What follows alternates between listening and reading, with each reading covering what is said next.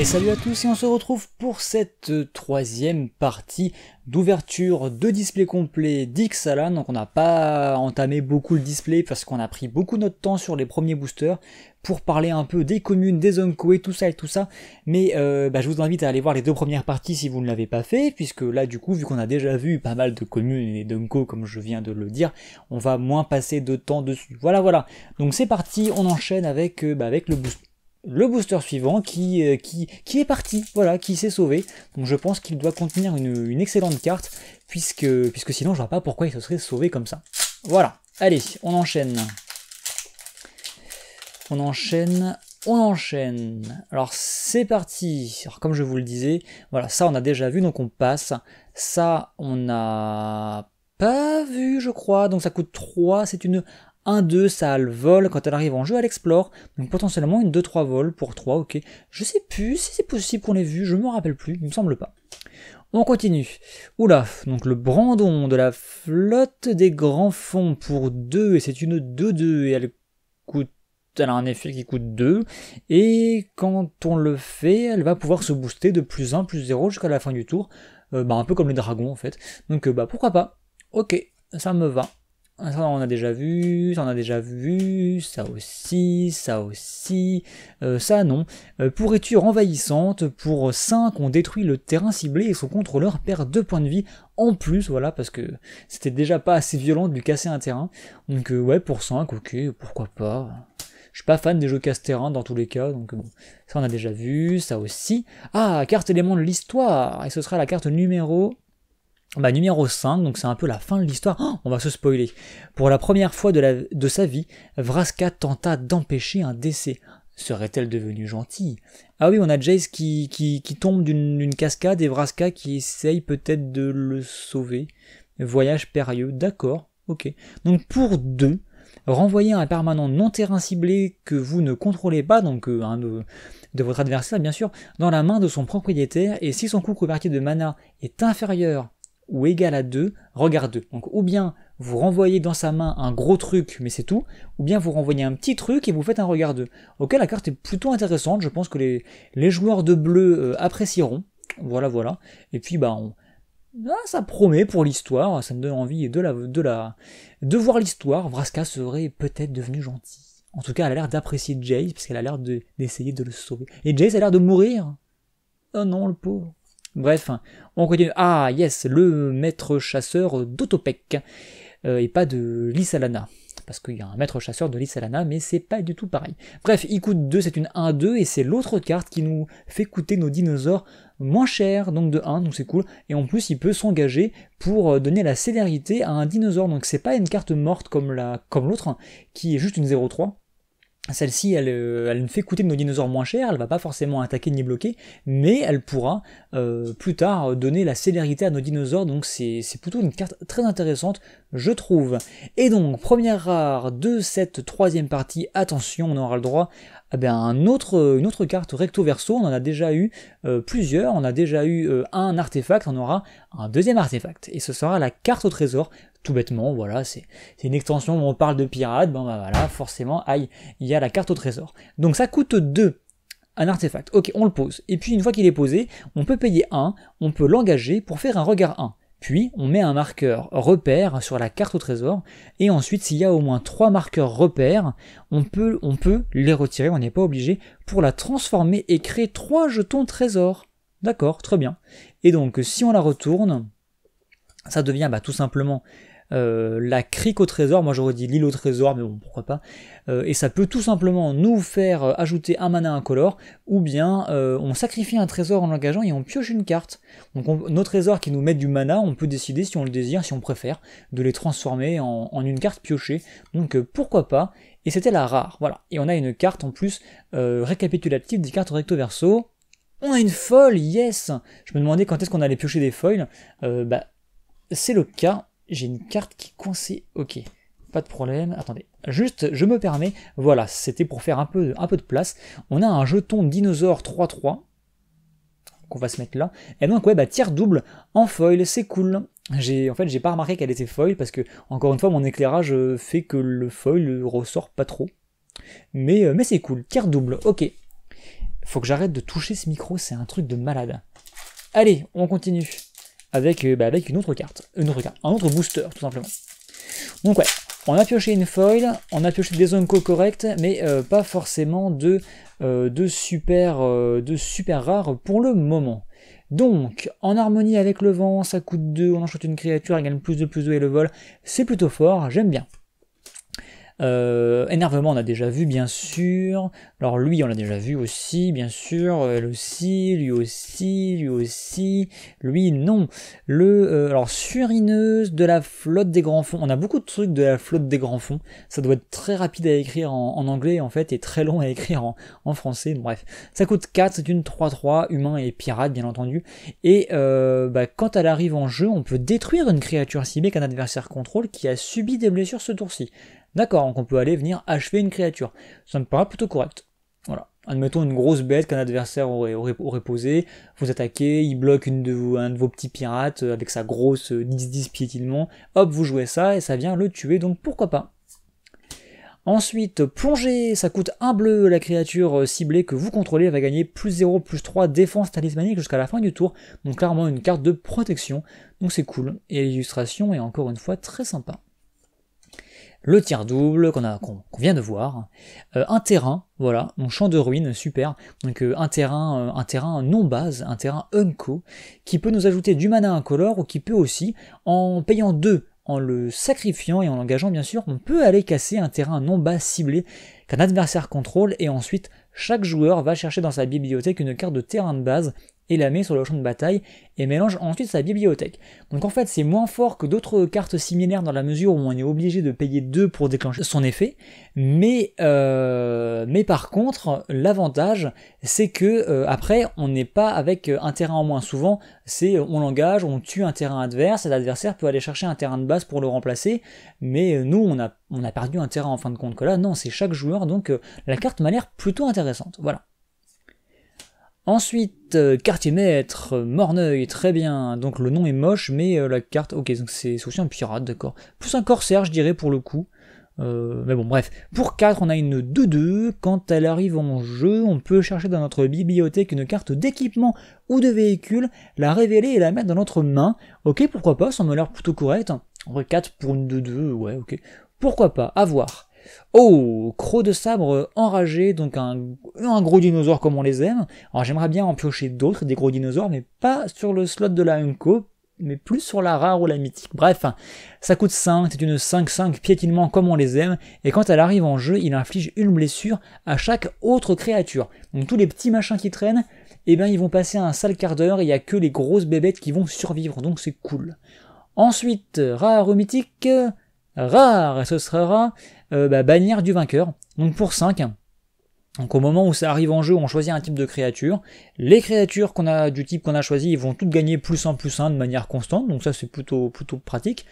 Et en plus, à chaque fois que vous lancez un sort du type de créature choisi, on peut piocher une carte, donc ça c'est pas mal. Ça coûte 5, c'est un peu cher, mais j'imagine bien, dans un deck elf, on a des elfes à mana, on peut le poser très tôt, ça peut vraiment être puissant, franchement, pourquoi pas. Ok, rare correct. Et une île à l'envers, bah oui, forcément. Et foil, yes, foil commune. Voilà, il y a un petit jeton illusion. Et ce sera la meute de dinosaures qu'on avait vu tout à l'heure. Donc pourquoi pas, voilà. Donc pour l'instant, on a ouvert que 2 artefacts en rare, c'est pas top. Allez, on enchaîne. On défonce tout. Lui, ça pourrait être cool d'en piocher une folle, j'aimerais bien. Bon, bref, apprenti, on a déjà vu. Ça aussi. Ça, non. Les naufragés. C'est une 2-3 pour 2. C'est un pirate, ou des pirates plutôt. Ils ne peuvent pas attaquer à moins que vous ne contrôliez un artefact. Ouais, c'est très mouerf. Après, vous allez avoir normalement quelques trésors. Donc, en fin de compte, ça risque de fonctionner. Celui-ci est très sympathique puisque quand il attaque, il engage une créature adverse. Moi je l'aime bien, je trouve qu'elle est très sympathique dans les jeux agressifs, ça peut vraiment être puissant. J'aime bien, à tester. Oula, on a 2 Vineresse d'Ixali, ça coûte 2 humains et druides, c'est une 0-3, et quand elle arrive en jeu, elle explore. Ok, pourquoi pas. Donc là on a plutôt intérêt je pense, à ramener un terrain dans la main plutôt que d'avoir une 1-4. Ouais, pourquoi pas. Allez, hop, admettons. Oh, celle-ci, encore une fois, très jolie. Enfin, je trouve, encore une fois, que l'illustration est vraiment, vraiment cool. Et c'est une chauve-souris et diablotin. Pour seulement un noir, on a une 1-1 vol. Et après, pour 8 en langage, on la sacrifie. Et l'adversaire ciblé perd 4 points de vie, vous gagnez 4 points de vie, ça peut faire mal. Pourquoi pas. Plongée, on a vu il n'y a pas longtemps, et on vient de la piocher en foil. Un équipement, donc lame extractrice, à répéter 10 fois très rapidement. Donc pour 1, elle coûte 1, elle s'équipe pour 2. La créature équipée va gagner plus 1, plus 0, donc jusqu'à présent c'est pas génial. Et à chaque fois que la créature équipée inflige des blessures de combat à un joueur, on crée un trésor. D'accord. Ça par contre c'est plutôt correct, j'aime bien. C'est plutôt cool. Ensuite, conquistador vicieux, pour seulement un noir, on a une 1-2, vampire, ce qui est cool. Vampire et soldat. Et à chaque fois qu'il attaque, chaque adversaire perd un point de vie. Ouais, ça m'a l'air plutôt correct, j'aime bien. Un bon petit vampire, j'aime bien. Très sympa. Renaissance verdoyante, éphémère, qui coûte 2, et jusqu'à la fin du tour, la créature ciblée que vous aurez choisie acquiert une capacité. Quand cette créature meurt, vous la renvoyez dans la main de son propriétaire. Donc en fait, vous jouez ça vite fait sur une créature au moment où elle allait mourir pour la sauver. Et vous piochez une carte. Ok, pourquoi pas. Ensuite, un orc, ça faisait longtemps, Forban impitoyable, ça coûte 3, c'est une 3-2 qu'on peut sacrifier en payant 3 pour créer 2 trésors. Et sinon, on peut sacrifier 3 trésors et piocher une carte. Ok, 3 trésors pour une carte. Ouais, ça m'a pas l'air fou comme carte. Allez, la rare, on aura le droit à la preneuse d'otage. Alors, qui est une carte qui est plutôt puissante. Moi, je l'aime pas trop parce que j'ai pas l'intention de jouer pirate, mais je sais que c'est une carte qui est plutôt balèze, puisqu'en fin de compte, vous avez pour 4 une 2-3 qui, quand elle arrive en jeu, va aller pouvoir exiler un artefact ou une créature ciblée sur le terrain, en fait, jusqu'à ce que la preneuse d'otage disparaisse. Donc ça, c'est plutôt bien, voilà, ça fait une gestion. Mais surtout, et c'est ça qui est super fort, on peut lancer la carte qui est exilée tant qu'elle est exilée, et on peut dépenser du mana de n'importe quelle couleur en fait pour le lancer, comme s'il s'agissait de la bonne couleur. Donc en gros, vous allez pouvoir exiler une carte, admettons, gênante de l'adversaire, et avant qu'il ait eu le temps de vous tuer la preneuse d'otage, vous allez pouvoir la jouer et l'avoir contre lui, et du coup, il pourra plus la récupérer même s'il vous tue la preneuse d'otage. Je trouve que ça peut être vraiment fort, puis quand vous avez joué la carte en question, vous vous arrangez pour la blinker, vous refaites son effet, ça peut être fort, ça peut être vraiment être très fort. Donc c'est une bonne carte, c'est une bonne pioche, on a une bonne pioche. Après voilà, je pense pas que je la jouerai, d'ailleurs c'est ma deuxième, puisque j'en ai déjà pioché une dans les packs d'avant-première, donc voilà. Et vu le paquet qu'on a, je pense qu'on a une foil. Après cette île à l'envers, on aura le droit, eh bien oui, à une foil. Tout à fait, s'il vous plaît, et un jeton ondin à 1 défense à l'hispanique. Voilà. Donc ce sera, on l'a pas vu en plus je crois, donc ça coûte 3 éphémère, la créature ciblée gagne plus 3 piétinement jusqu'à la fin du tour. Jouer ça sur la 9-9 qu'on a vu tout à l'heure, ça peut être pratique. Et je me rends compte qu'au niveau des foils, on a ouvert que des vertes et des rouges. Moi ça me va, après c'est des couleurs que j'ai envie de jouer sur Ixalan, mais bon, voilà, on pourrait varier un petit peu les plaisirs quand même. Allez, on continue. Tiens, c'est marrant ça. Bref, tiens, je dis, on l'a pas vu celle-là? Ah bah si, voilà, la voilà. Donc tout ça on l'avait vu, oui. Oula, pyromancienne de la flotte, flotte de la tempête, et pas flotte des grands fonds, je crois que c'était, ou un truc similaire. Bref, tout simplement une 3-2 pour 4, pour 5, c'est un peu beaucoup cher. Par contre, saccage, quand elle arrive en jeu, si on avait attaqué avec une créature ce tour-ci, eh bien, elle va pouvoir coller 2 blessures à une cible créature ou joueur. Ouais, c'est beaucoup trop cher pour ce que ça fait à mon avis. Elle, on l'avait vu, lui on l'avait vu aussi, ça aussi. Lui, détruisez l'artefact ciblé ou le terrain ciblé, on l'avait Si on l'avait vu. Voilà, celle-ci non par contre. Gardien d'Ixali, ça coûte 2, c'est une 2-2 et on peut payer 8, l'engager et la sacrifier en plus pour faire gagner plus 5 piétinement jusqu'à la fin du tour à une créature ciblée. Alors, tant que c'est une 2-2 pour 2, ça sert à rien, parce que c'est humain et chaman en plus. Par contre, son effet plus tard pourra vraiment être intéressant, donc pourquoi pas. Alors lui on l'avait pas vu mais il est marrant comme tout, donc on a une 3-1 pour 2, donc très agressif, et c'est un dinosaure donc c'est cool, très sympa, j'aime bien. Ensuite, donc Unco, premier Unco on avait vu, ça non, émissaire de l'aurore, donc on a quand même une 2-1 initiative pour 3. Quand elle arrive en jeu, il explore, donc potentiellement ça peut devenir une 3-2 initiative, donc pourquoi pas, ça m'a l'air correct. Marche-branche, Ondine, pareil, pour 2 c'est une 2-1, qui quand elle arrive en jeu explore, donc alors elle coûte moins cher mais elle n'a pas l'initiative, ok mais c'est un peu le même délire. Et donc au niveau de la rare, on aura le droit, attention, à un tracker morneuil. C'est un pirate qui va coûter seulement un petit noir et il va pouvoir en fait vous faire, quand vous payerez 2, vous l'engagerez, vous exilez 2 cartes ciblées depuis le cimetière d'un adversaire et ensuite il va explorer. Donc potentiellement il va pouvoir se renforcer à chaque tour ou vous ramener des cartes dans votre main. Donc pourquoi pas, c'est pas, on l'a vu à l'avant-première mais c'était pas la folie, voilà, rien de foufou. Encore une fois, une montagne à l'envers. Et on continue, donc ouais, booster un peu moyen. Ah oui, carrément là. Menez la conversation. Ça te déconne pas. On continue avec quoi? Avec Riche Marin, on l'avait déjà vu? Oui, je crois. Non, peut-être pas. Une 1-4, quand elle arrive en jeu, elle met un trésor, tout simplement. Voilà. Ça, c'est déjà plutôt intéressant. C'est une carte que je jouerais dans un jeu trésor, je pense.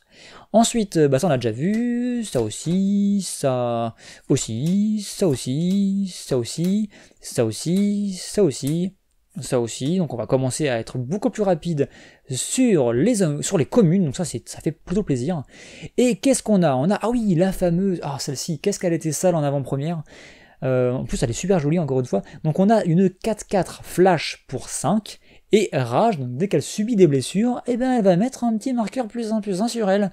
Donc en gros, votre adversaire, il vous joue ça au moment où vous attaquez, il vous bloque une de vos créatures, il se renforce, et puis elle grossit. Qu'est-ce qu'elle grossit? Donc très ennuyeuse quand elle est contre nous, en tout cas en limité, donc c'est plutôt une carte marrante. Ensuite, on a une sirène, dompte tempête. Et je l'avais pas dit, ouais, mais c'est plutôt marrant qu'ils nous mettent des sirènes avec des ailes, parce que dans la mythologie grecque, en fait, c'est censé être ça. Les sirènes sont censées avoir des ailes, et pas des queues de poisson, ou je ne sais quoi. Donc c'est cool, en fait. Mais c'est pas la première fois que Magic nous sort des sirènes ailées comme ça, donc ça fait plutôt plaisir. Donc, elle coûte 1, c'est une 1-1, et ça, elle vole. Jusque-là, tout va bien. Et on peut payer un bleu, la sacrifier pour contrecarrer le sort ciblé, ou la capacité ciblée qui vous cible vous en tant que joueur ou une créature que vous contrôlez. Donc c'est plutôt pas mal. Je trouve que c'est une très bonne petite unco. Voilà. Le fameux aérosaure impérial, donc on n'avait pas encore vu il me semble. Donc la fameuse 3-3 vol pour 4 et quand elle arrive en jeu, une autre créature ciblée que vous contrôlez va avoir un petit boost +1/+1 et le vol jusqu'à la fin du tour. Donc ça peut vraiment faire mal.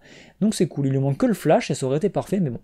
Allez, on enchaîne avec notre rare, on aura le droit à un sanctuaire des modeleurs, donc c'est pas forcément foufou, ça coûte que un vert, et ça dit qu'à chaque fois qu'une créature que vous contrôlez devient la cible d'un sort ou d'une capacité qu'un adversaire contrôle, on peut piocher une carte. Ouais, c'est pas foufou la folie. Une foil, un marais inversé, je voulais dire, un jeton dinosaure et une foil. Appel au festin qu'on n'avait pas vu, Unco, ça coûte 4 dont un blanc, un noir, et ça dit qu'on peut, on va créer tout simplement 3 jetons 1-1 vampire lien de vie, donc pourquoi pas, c'est cool. Et c'est une foil qui n'est pas dans les couleurs qu'on a déjà vues dans les foils, donc c'est cool. Allez, on enchaîne. Donc là je pense qu'au niveau des communes, on doit pu en avoir beaucoup qui nous restent à explorer, alors, sauf celle-là bien sûr. Quelle blessure et une type créature au joueur? Si on l'avait vu je crois, il me semble, je ne sais plus. Les ailes du vampire on a vu, oui. Piège aquatique on avait vu, ça aussi. En fait je tiens mes cartes n'importe comment et ça fait n'importe quoi, donc on va faire ça différemment. Voilà, donc ça on l'avait vu. Alors là on l'a pas vu, non, c'est une unco forcément. Ah, peut-être une petite foil du coup. Donc progéniture de Raptor qui est toute choupi, elle coûte 2, c'est une 1-1. Et rage, dès qu'elle va subir des blessures, donc ce qui risque de la tuer malheureusement, eh bien on va pondre une 3-3 vers dinosaure qui a priori est sa maman, donc c'est plutôt rigolo, c'est plutôt mignon. Sachant qu'on peut s'amuser, si vous vous amusez à la booster et à lui coller des petites blessures, à pondre plus qu'un seul jeton, donc ça peut être très marrant, en tout cas il y a des choses à faire, donc c'est cool. Le mystique qu'on avait vu, que je trouve très sympathique encore une fois. Lumière protectrice, ça coûte 1 en éphémère. La créature ciblée va gagner l'indestructible jusqu'à la fin du tour et on gagne le regard 1. Très bonne petite carte de protection, j'aime bien. Très sympa. Donc ça protégera pas les cartes qui renvoient la créature dans la main de leur propriétaire, mais ça marche quand même. Ensuite, rare, équipage captivant. J'aimerais bien qu'on pioche des rares un peu plus sympas là quand même. Bref. Ensuite, ça coûte quoi? Ça coûte 4, c'est une 4-3. Ok, très bien. Et c'est un pirate. Et donc ça coûte. Et ça coûte 4, je l'ai dit, mais on a une capacité qui coûte 4 aussi, qui dit qu'on peut acquérir le contrôle d'une créature ciblée qu'un adversaire contrôle jusqu'à la fin du tour. On la dégage et elle acquiert la célérité jusqu'à la fin du tour. Très bien. Et on faut lancer cette capacité que quand on pourrait jouer un rituel. Donc si vous avez beaucoup de mana sur la fin de la partie, ça peut être fort, mais sinon c'est un peu faiblard. Je suis pas ultra fan. Ok, why not? Oh, alors, est-ce qu'on va avoir une foil recto verso à nouveau? Eh ben non, voilà, donc on peut avoir cette carte là sans rien de plus avec. Donc voilà, faux espoir. Un deuxième rite de croissance, de je sais plus quoi en foil, ça aurait été cool, mais ça aurait été un peu de l'abus quand même.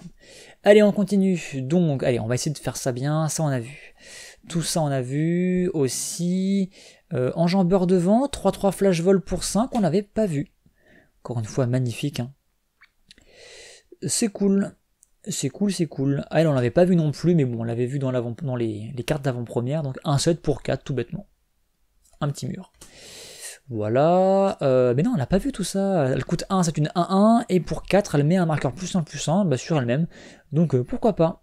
Non, c'est cool. C'est cool. Alors celle-ci, flotte des grands fonds, on l'avait vu par contre, je me rappelle. Détourner, on l'avait vu aussi. Et voilà, on arrive aux Unco. Voilà. Donc cette fois-ci, j'espère que c'est bon au niveau des communes. Donc, trésor de la tentation, ça coûte 4. Et il y a beaucoup de texte. Alors... Chaque adversaire, c'est un enchantement, chaque adversaire doit forcément vous attaquer ou attaquer un planeswalker que vous contrôlez avec au moins une créature à chaque combat si possible. Ok, donc on force votre adversaire à vous attaquer, donc ça peut être pratique. Et au début de votre étape de fin, vous créez un jeton trésor, d'accord? Donc en gros, vous allez créer un trésor par tour et vous allez forcer votre adversaire à vous attaquer. La carte m'a l'air plutôt fun, j'aime bien. Ensuite, on a Saccageur Morneuil. Très sympa au niveau de l'illustration encore une fois, ça coûte 5 aux couleurs de Dimir, donc bleu-noir, c'est une 3-3, elle gagne +1/+1 pour chaque artefact que vous contrôlez, donc elle peut être très puissante si vous avez beaucoup de trésors en jeu par exemple, et pour justement pour 4 vous pouvez tout simplement créer un trésor, donc ça m'a l'air une co plutôt puissante dans les jeux trésors, j'aime bien. Ensuite, frappe foudroyante, qu'on n'avait pas encore vu dans cette ouverture, mais qu'on connaît. Donc ça coûte 2 en éphémère, ça met 3 blessures à une cible. C'est plutôt pas mal, j'aime bien. C'est plutôt pratique, on va dire. Et donc ensuite, rare. Ouh oui. La carte recto verso qui va bien. Voilà, voilà. Alors, il suffit que je dise, je veux des rares un peu mieux, et on tombe sur ça, écoutez, voilà, très bien, oui, très bien. Ok, alors on va faire le test, voilà. Donc je reviens pas dessus parce qu'on l'a ouvert dans la partie 2, vous vous en souvenez bien sûr, mais c'est une très bonne carte, inutile de vous le rappeler. J'invoque une carte très puissante, s'il vous plaît, voilà. Ce serait bien qu'on tombe sur des cartes vraiment très bien. Ah, meilleur que ça, à part le tyran du carnage, je vois pas. Tyran du carnage, tu es présent dans ce booster, pourrais-tu en sortir, s'il te plaît? Merci. Et si ça marche, franchement, je me reconvertis de 20. Voire même médium. Allez. Tyran du carnage. Je parie ce display qui est un tyran du carnage. Je plaisante. Devineresse, on l'a déjà vu. Alors, pirate prospère, mais non. Alors, ça coûte 5. Quand on arrive en jeu, on crée 2 trésors. 3, 4, ok. Pourquoi pas? On l'avait pas vu, je crois. Donc voilà, ça cache couteau, on n'avait pas vu, je ne sais plus. Non, on l'avait pas vu, donc ça coûte 2 en éphémère. En tant que coût supplémentaire, on doit sacrifier un artefact ou une créature, mais on a le droit de piocher 2 cartes en éphémère. C'est pas mal, pour rentabiliser une créature qui s'apprêtait à mourir peut-être. Ça peut être vraiment très, très sympathique, j'aime bien. Ça on a vu, bondissement on n'a pas vu, la créature ciblée, ah oui bien sûr, pour 2 en éphémère, la créature ciblée que vous contrôlez va se battre contre une créature ciblée que vous ne contrôlez pas. C'est une sorte de chasseur-chassé, sauf que chasseur-chassé c'est un rituel pour un vert, et là c'est un éphémère pour 2. Donc c'est cool, ça change. Ouh, je crois qu'on a une foil. Bref, on continue, contrainte on l'a vu, lui on l'avait vu aussi, lui aussi on vient de le voir, lui aussi, et on est au Zunko, donc c'est parti. Sillage des pillards. On a en fait un enchantement qui va coûter 4, et ça dit qu'à chaque fois qu'un adversaire se défausse d'une carte, ah oui, ce joueur perd 2 points de vie, c'est sale, sachant que c'est pas la seule carte qui existe qui a un effet similaire, donc ça va venir en faire une de plus, donc ça peut vraiment renforcer les decks défausses, donc j'aime bien. Moi je dis plus 1 pour cette carte. Saccage au début de votre étape de fin, si vous avez attaqué avec une créature ce tour-ci, l'adversaire ciblé se défausse d'une carte, j'aime beaucoup cette carte. Je vais pouvoir continuer mon deck fun défausse. Ça va être fun, justement, je vous ferai une vidéo quand il sera fini, parce que ce deck défausse, il va vraiment tout casser, donc ça va être marrant. Élémental d'air, et pas émental d'air, même si il a des trous a priori, vu que c'est un nuage. Et voilà, et c'est une 4/4 avec le vol qui coûte 5, et c'est une réédition, une très grosse réédition, puisque la carte existe depuis l'aube des temps, voilà, tout simplement. Elle était beaucoup plus moche à l'époque. Donc c'est cool. Ah, notre premier véhicule, quand même. Et ce sera un bateau pirate qui m'a l'air plutôt fatou, 4-6. Donc qui coûte 5, le cuirassé de la Légion du Crépuscule, vigilance, alors 4-6 vigilance, pilotage 2. Ouais, ça m'a l'air correct. Ça m'a l'air plutôt correct, ça fout des baffes. J'aime bien, et ça complète justement notre base de véhicules qu'on a eu dans Kaladesh, donc ça peut augmenter un peu notre pool de véhicules à utiliser pour un deck véhicule, justement. Voilà, je me répète, mais vous avez compris l'idée. Et j'espère qu'on aura encore plus de véhicules dans la deuxième extension, parce que je trouve que ça manque de véhicules plus puissants que ce qu'on a. Les bateaux sont pas ultra fous, je trouve. Celui-ci est correct, mais on a vu mieux. Et en rare, on aura le droit à une autre carte élément de l'histoire, donc la numéro 3/5 pour changer. Alors l'illustration, c'est Blâme du fleuve, donc des ondins qui coulent un bateau visiblement, se fiant aveuglément au compas thaumaturgique, donc qui est fait à base de tomates bien sûr, que lui avait confié Bolas. Vraska fait confiance à un truc que lui a filé Bolas, mais est-ce qu'elle est pas stupide? Vraska tombe à tête baissée dans le piège des héros de Londres. Bah oui, forcément, qu'est-ce que tu croyais? Voilà, donc Vraska s'est faite U. E-U-E, voilà. Donc ça coûte 6, renvoyer tous les permanents non-terrain que le joueur ciblé contrôle dans la main de son propriétaire. Ah, ça pique les fesses quand même, ça pique. Donc si vous arrivez à balancer ça sur votre adversaire, ça peut vraiment lui causer du tort. Voilà, donc une carte rare un peu violente, j'aime bien. On a vu mieux comme carte rare, bien sûr, mais ça reste une carte rare plutôt correcte. Une grosse gestion de masse à sens unique pour votre adversaire. Et donc il n'y avait pas de tyran du carnage malheureusement, donc je me suis trompé. Et il faut que j'arrête de toucher ce micro, mais c'est fou quoi. Bref, alors là on a une carte qui a un petit problème de défonçage, comme vous pouvez le voir. Ou pas, je sais pas trop, mais ouais, c'est un peu triste. Bref, qu'est-ce que c'était? Butin de pirate, qu'on n'a même pas vu en plus. C'est la première fois que je la pioche, cette carte, et elle est toute cassée. Donc pour 4 en rituel, on pioche 2 cartes et on crée un trésor. Ouais, ça me paraît correct. Hop, boucanier intrépide, on n'a pas vu non plus. C'est moi, tout est défoncé dans ce booster. Non, j'ai cru, j'ai rêvé. Non, ça m'a l'air correct. Bref, 2 célérité pour 4, c'est pas très fort. Par contre, quand il arrive en jeu, ils explorent. Ok, ouais, ok, pourquoi pas. Alors ça, on avait vu, ça aussi, ça, non. Un équipement, ça coûte 3, ça s'équipe pour 2. Quand ça arrive en jeu, on l'attache directement à un pirate ciblé que vous contrôlez, donc ça c'est cool. Et ça fait plus 2, plus 1. Ok, pourquoi pas. Why not, comme on dit. Hop, ça on connaît, ça on connaît aussi. Ah yes, alors deux nouvelles Unco, donc le Dorspondil, ouais, Dorspondil, plutôt Dorspondil fulminant, donc il coûte 7 et c'est une 5/5, qui est très joli encore une fois. Et tout simplement, c'est un lord, un seigneur des dinosaures, puisqu'il va donner +1/+1 à tous vos autres dinosaures, donc c'est plutôt puissant. Puis après, pour 6, bah, tant qu'à faire, il va pondre des 3/3 piétinement, sachant que ce sera des 4/4 tant qu'il sera en jeu, donc c'est plutôt balèze. Je trouve que c'est une bonne grosse, un bon gros dino bien sympathique qu'on aime bien avoir en fin de partie. J'aime bien. Munitions improvisées, donc cette fameuse illustration que tout le monde a vu, ce petit singe qui met une tête dans un canon. Donc c'est un enchantement qui coûte 2, et puis après ça dit que vous pouvez à tout moment payer un mana générique, vous sacrifiez un artefact ou une créature, carrément on peut balancer une créature, c'est un truc de fou.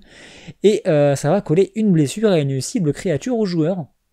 Donc la carte m'a l'air plutôt puissante, ça peut rentabiliser vos trésors d'une autre manière par exemple, mais ouais, se dire qu'on peut balancer carrément des dinosaures dans la tronche de nos adversaires, c'est juste vachement drôle. Vous imaginez, vous balancez la 9/9 là-dedans et vous collez une blessure, quoi. Pourquoi pas. Le marcheur qu'on a déjà vu, et on aura droit mythique, yes. Alors, on n'a pas vu de Planeswalker encore, ça commence à me faire peur. Et alors, on est à combien de mythiques? On n'en a pas ouvert dans cette partie, donc c'est seulement la 3e de la boîte. Donc on peut encore s'ouvrir un Planeswalker, ce serait cool. Mais on a quand même ouvert une autre créature légendaire potentiellement intéressante en EDH, donc on va voir ce que ça fait. Donc déjà c'est un nom d'un, encore une fois, qui est super belle. Et donc c'est Tishana, ou Tishana moi je dirais, voix du tonnerre. Et ça coûte 7, et elle a une force et une endurance, chacune égale au nombre de cartes dans votre main, donc vous avez tout intérêt à jouer bleu du coup et à piocher beaucoup. Et ça dit qu'en plus il n'y a pas de limite au nombre de cartes dans votre main, donc jusque là c'est correct, c'est cohérent. Et en plus, quand elle arrive en jeu, on pioche une carte pour chaque créature que vous contrôlez. Moi, ça me rappelle une mythique qu'on avait, qui était la grande oratrice machin chose qu'on avait à l'époque de Gatecrash. Pareil, qui arrivait en jeu, elle se mettait autant de marqueurs +1/+1 que de cartes que vous aviez en main, et elle vous faisait piocher beaucoup de cartes. Donc je pense que c'est des cartes qui sont plutôt similaires, et c'était aussi un ondin en plus, donc des cartes plutôt similaires je pense. C'est cool, c'est cool, voilà, mythique. Allez, hop, on met ça de côté, une plaine à l'envers et un autre trésor. Et je pense qu'on va encore se faire un booster et qu'on se torchera toute la boîte qui reste dans la dernière partie. Tout bêtement. Allez, c'est parti. Et j'aimerais bien piocher des dinosaures rares, s'il vous plaît, parce qu'il m'en faut pour mes decks. S'il vous plaît. Oh, on l'a pas vu lui. Gardien du campement, donc c'est un chien de chasse. Donc ça coûte 1, c'est un petit toutou qui c'est une 1/1, initiative, donc moi perso je vois ça, j'ai pas l'impression que ce soit une 1/1, mais bon c'est une 1/1, il faut leur faire confiance, et donc il y a une capacité pour 8 en langage, on le sacrifie, et les créatures que vous contrôlez gagnent plus de jusqu'à la fin du tour. Pourquoi pas, ça peut être pratique, à voir. Ça peut éventuellement faire des choses. L'entasseuse, on l'a pas vu celle-ci, de la flotte implacable, donc il y a plusieurs flottes visiblement, un peu comme des clans. Donc celle-ci elle coûte 2, c'est une 2/1. Quand elle arrive quand elle meurt, on crée un jeton. Ah, on l'avait peut-être vu, je me rappelle plus. Honnêtement, je me rappelle plus. Ça on l'avait vu bien sûr. Ah, on l'avait pas vu celui-ci.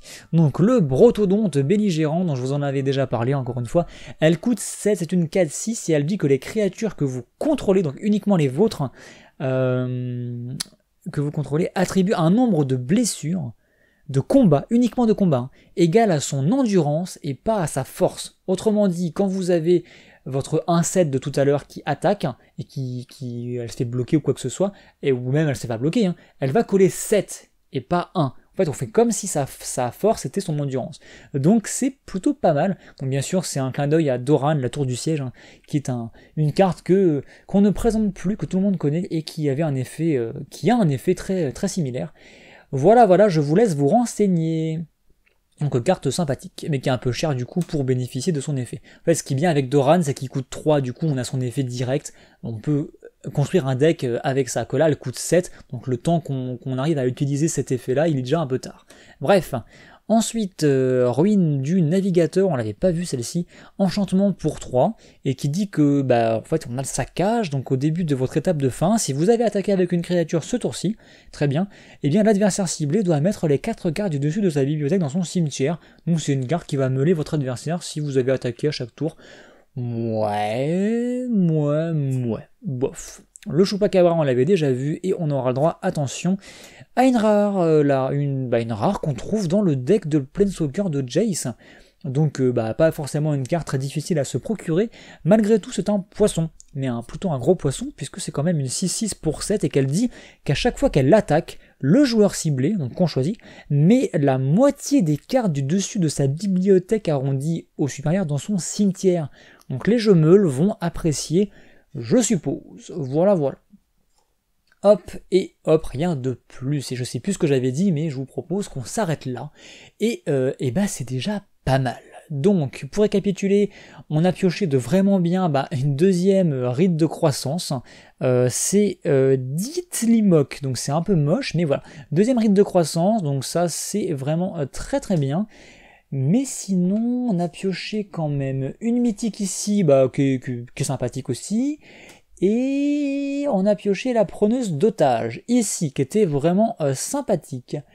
Et la bannière qui peut être correcte, voilà. Donc, bien sûr, rite de croissance c'est cool, mais on aurait pu piocher des choses meilleures encore. Preneuse d'otage, rite de croissance, on va dire que c'était une bonne pioche. Moi, ce que je veux, c'est piocher le Raptor, c'est piocher le Tyran du Carnage, c'est piocher le Régisor Alpha, c'est piocher tous ces gros dinosaures bien baveux dont j'ai besoin pour mon deck dino. Donc, s'il vous plaît, faites que cette 4e partie et fin du coup de display m'offre ces petits dinosaures, s'il vous plaît. Allez, bref, j'espère que ça vous a plu quand même, et que si vous êtes toujours là, écoutez, moi je vous dis très bonne soirée, et surtout, rendez-vous dès demain pour la fin du display. Allez, à plus.